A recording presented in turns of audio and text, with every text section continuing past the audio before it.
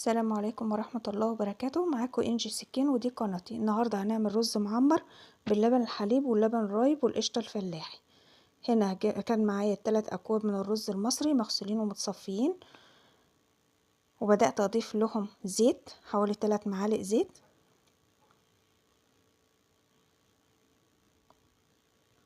والملح، وهضيف نص معلقة صغيرة من الفلفل الاسود. طبعا بنوزعهم حسب الطواجن.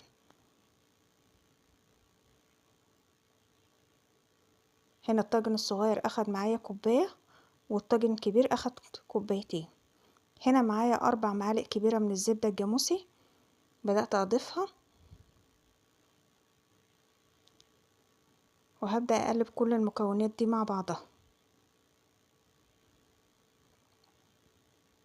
بعد كده معايا معلقتين من القشطة الفلاحي، هضيفهم وأقلب.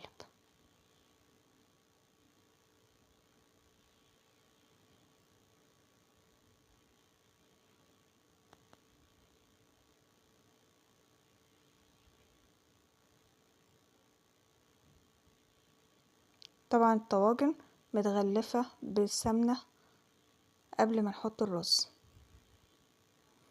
هنا معايا 200 ملي من اللبن الرايب، ومعايا 600 ملي من اللبن الحليب، وبعد كده هنضيف مية نكمل مقدار الرز.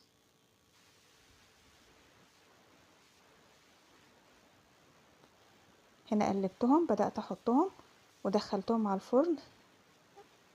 اخدوا الاول وش تحت الشواية، وبعد كده بدأت اضيفهم احطهم في القاع ده قريب من